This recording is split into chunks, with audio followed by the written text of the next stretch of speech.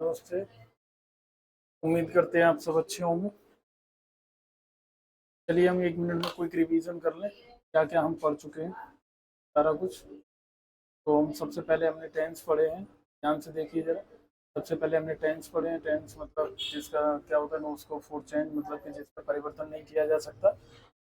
फिर टेंस के टाइप पढ़े हमने। टेंस के टाइप दो होते हैं बेटा, एक तो प्रेजेंट टेंस और एक पास्ट टेंस। लेकिन फ्यूचर टेंस भी है, वो भी पढ़ लेते हैं, हालांकि फ्यूचर मॉडल्स होता है। ठीक।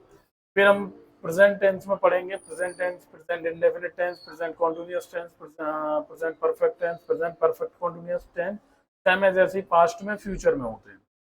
फिर हमने सेंटेंसेस पढ़े। सेंटेंसेस 4 टाइप के आपके मेजरली यहाँ पढ़ाए गए हैं, जिसमें से पहला है सिंपल सेंटेंस, जिसका रूल क्या होता है, subject plus helping verb plus main verb plus object plus other word, simple sentence.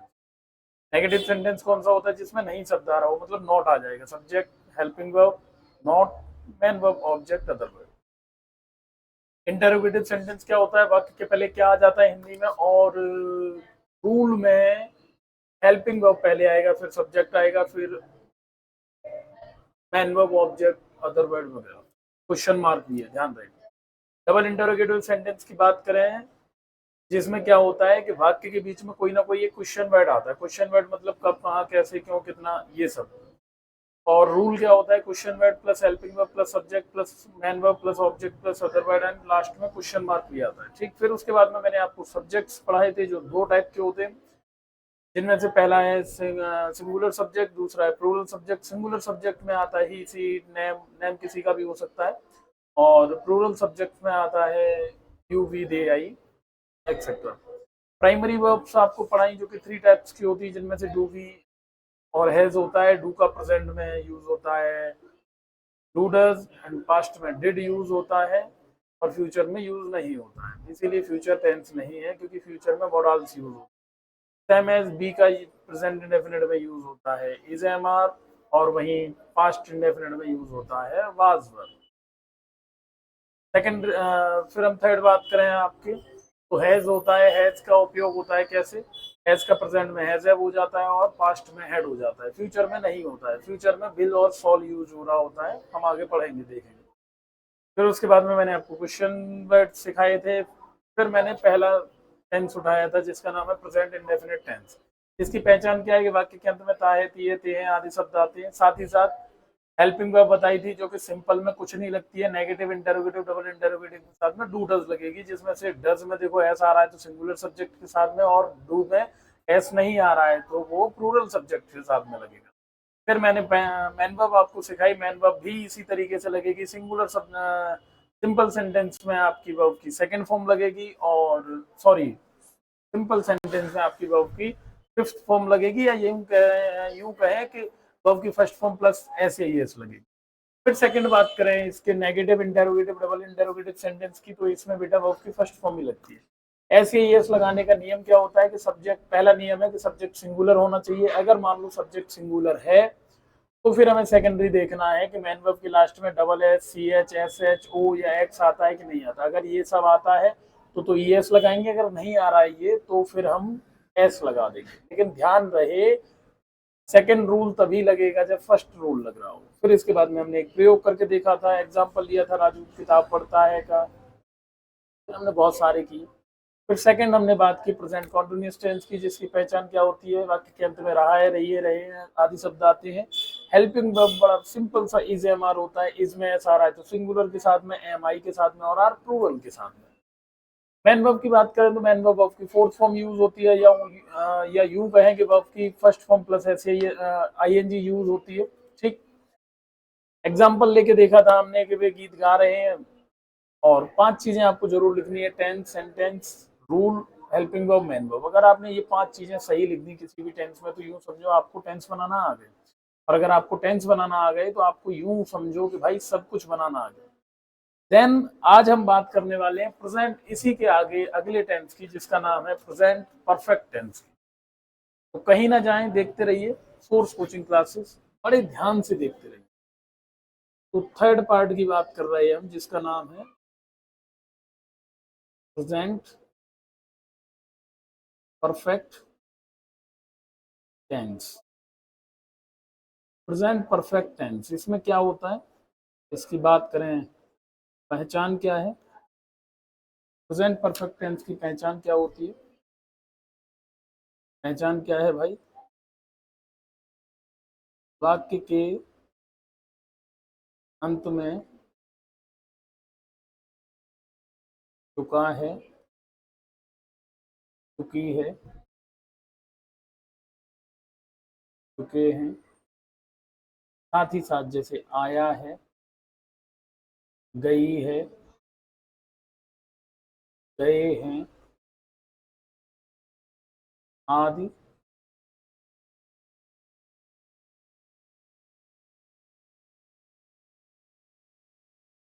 शब्द आते हैं। ठीक, फिर देन हम सेकंड बात करें हेल्पिंग वर्ब की। ध्यान देना, ऐसा भी कई बार देखने को मिलेगा कि ऐसा लिखा होगा कि मैंने चाय पी ली है ना, जैसे और भी लिख दूं मैं दो एक शब्द, जैसे पी ली है, दी है, ली है, ऐसे भी आई। हेल्पिंग वर्ब की बात करें तो बड़ा सिंपल तरीका होता है हेल्पिंग वर्ब का। हेल्पिंग वर्ब क्या है इसकी, हेल्पिंग वर्ब है बेटा हैज एंड हैव। ध्यान ध्यान से समझो जरा, समझने वाली बात ये है, हैज में ऐसा आ रहा है तो सिंगुलर सब्जेक्ट, और नहीं आ रहा है तो प्लूरल सब्जेक्ट के साथ लगेगी। फिर इसके मैन वर्ब की बात करें, मैन वर्ब जैसा कि आप जानते हैं इसमें सिंपल और सिंपल क्या लगती है वर्ब की, थर्ड फॉर्म, सिंपल, क्या कि नहीं करना। फिर इसके बाद में एक एग्जाम्पल ले लिया जाए भाई, एक एग्जाम्पल लिया जाए, तो एग्जाम्पल में हम लेंगे पहला, हम पतंग क्यों बेच चुके हैं। अब ध्यान से देखो इसका सॉल्यूशन कैसे करना है, हमें सॉल्यूशन कह रहा हूँ, सॉरी, कैसे इसको ट्रांसलेट करना है। तो देखेंगे सबसे पहले तो हमें पहला काम तो हमें टेंस ही लिखना है, तो लास्ट में देखो चुका है, चुकी है, चुके हैं आ रहा है, इसका मतलब ये कौन सा हो गया बच्चों, ये हो गया प्रेजेंट परफेक्ट टेंस। सेकंड हमें लिखना है कौन सा सेंटेंस है, तो ध्यान से देखा जाए तो यहाँ देखो क्यों शब्द आ रहा है, इसका मतलब ये क्या हो गया, ये डबल इंटरोगेटिव है,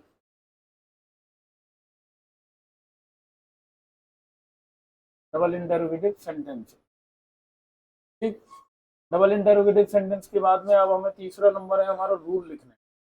तो रूल लिखिए, रूल क्या है इसका, सबसे पहले question word double interrogative verb, फिर helping verb plus subject plus main verb plus object plus other verb plus question verb. ठीक, फिर हमें फोर्थ नंबर पे हमें देखना है आपका हेल्पिंग वर्ब क्या होती है। प्रेजेंट परफेक्ट टेंस की हेल्पिंग वर्ब क्या है, जस्ट अभी लिख के आए हैज और हैव, क्या है, हैज एंड हैव है।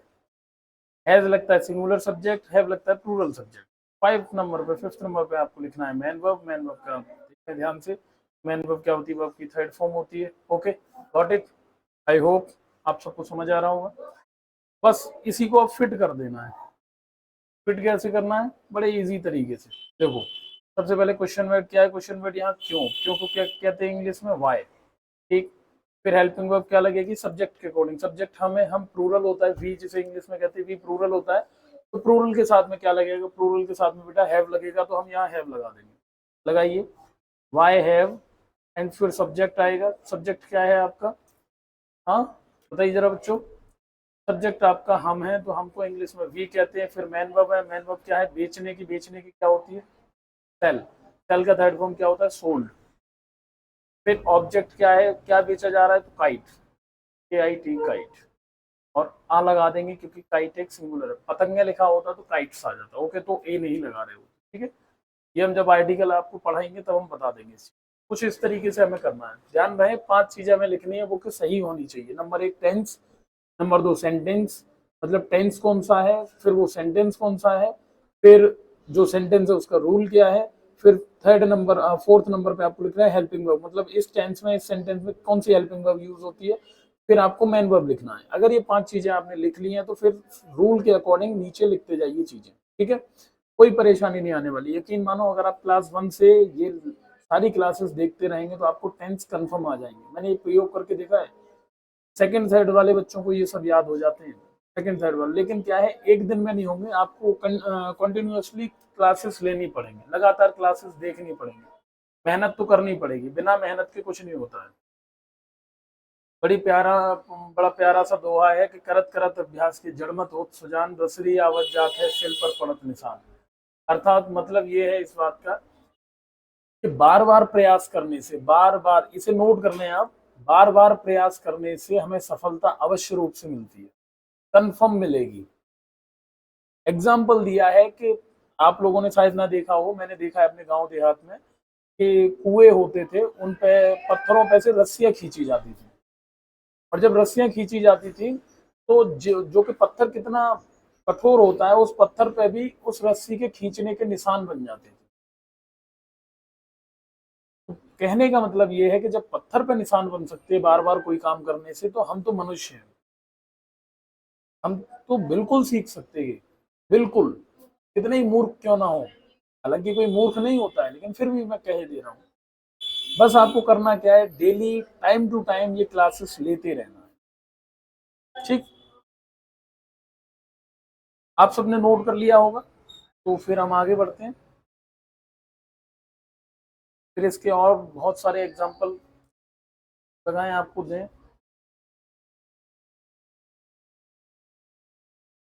बनाइए।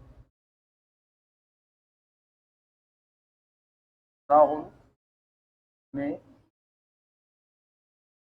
पानी नहीं पिया है, मतलब से आ जाना।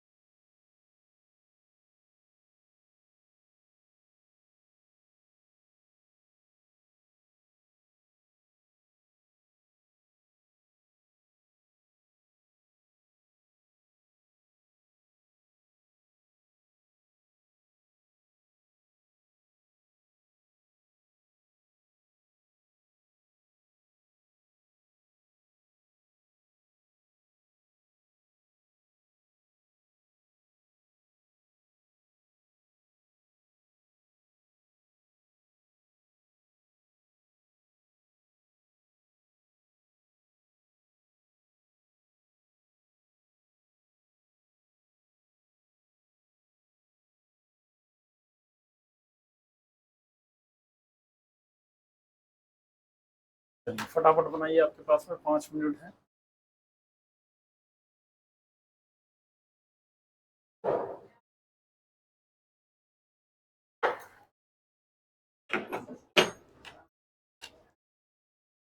बहुत सिंपल सिंपल सा है। पहला टेंस है, राहुल ने पानी नहीं पिया है, देखो मैंने कहा था पिया है, लिया है, दिया है, अगर ये सब आए तो ध्यान से पहचानना। दूसरा है, वे बाजार में फल खरीद चुके हैं, हम गीत नहीं गा चुके हैं।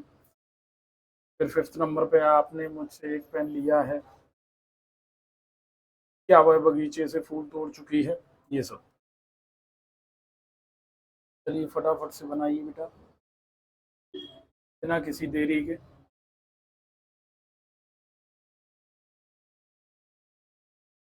फटाफट फटाफट बनाइए जल्दी से।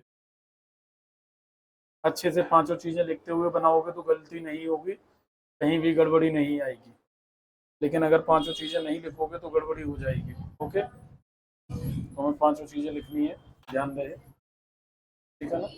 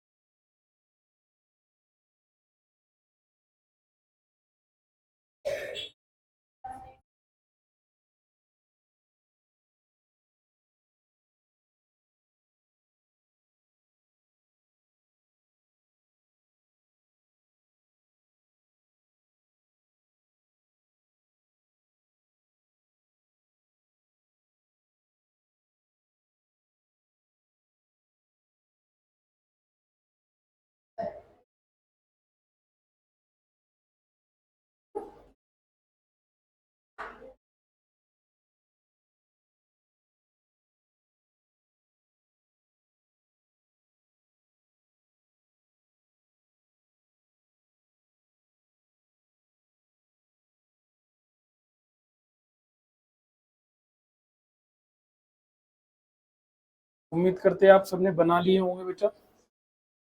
बहुत आसान था, कोई कठिन नहीं थे। देखिए जरा क्या है, हम डायरेक्ट बनाएंगे। देखो लिखा है लिया है, दिया है, पिया है, ये सब चुकाए, चुके हैं, ये प्रेजेंट परफेक्ट टेंस होता है।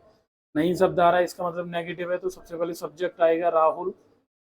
ठीक, फिर उसके बाद में हेल्पिंग वर्ब आएगी, क्या है, राहुल, सिंगुलर सब्जेक्ट है तो हैज आएगा। फिर पीने की लिए ड्रिंक, ड्रिंक का थर्ड फॉर्म क्या हो जाएगा, क्या होगा?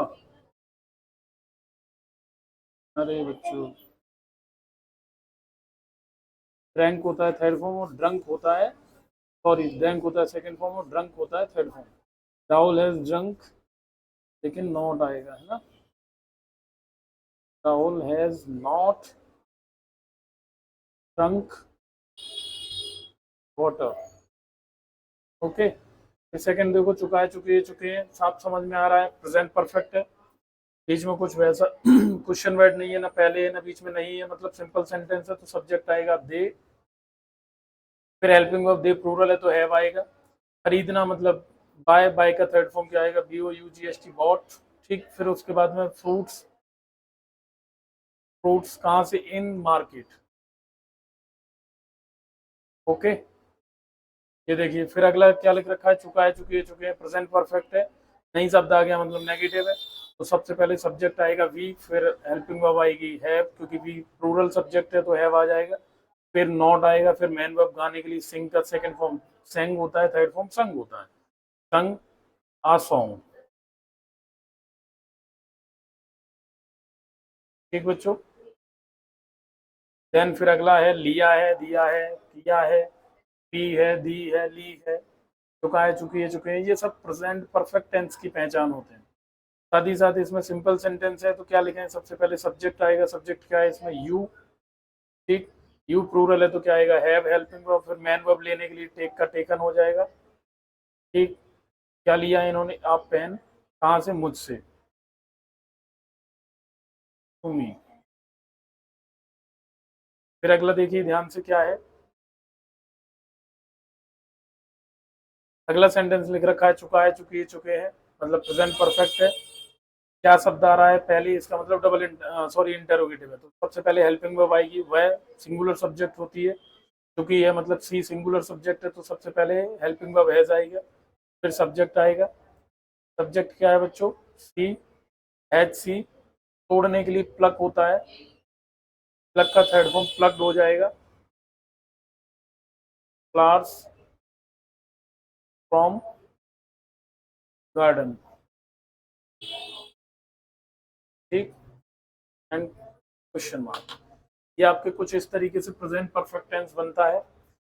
उम्मीद करते हैं आप सबको समझ में आए होंगे। ये क्लासेस लगातार लेते रहिए, रिवीजन करते रहिए। अगर ये टेंसेज आपको आने लगे, मतलब ये 6 महीने का जो कोर्स है, अमूमन 6 महीने का, मिड टर्म से पहले पहले तक ये सारी चीज़ें कंप्लीट हो जाएंगी। अगर ये आपने सारी क्लासेस कंटिन्यूसली ढंग से देख ली, तो आपको इंग्लिश में कोई भी प्रॉब्लम नहीं आने वाली, ना पढ़ने में, ना बोलने में, ना लिखने में, ना समझने में, किसी में भी। बस आपको क्या करना होगा, लगातार ये क्लासेस आपको देखते रहने होंगे, और आपको साथ ही साथ जो होमवर्क दिया जाता है उसे भी कंप्लीट करना होगा। देखने के साथ साथ आपको ये लर्न भी होनी चाहिए कि इनका यूज कैसे किया जाता है, कहाँ किस हेल्पिंग वर्ब का यूज होता है, कैसे मैन वर्ब लगाई जाती है, ये सारे रूल्स याद होने चाहिए। तो आप समझ रहे होंगे बात कहाँ की चल रही है, हमें बात कैसे कहनी है कि सामने वाला समझ जाए।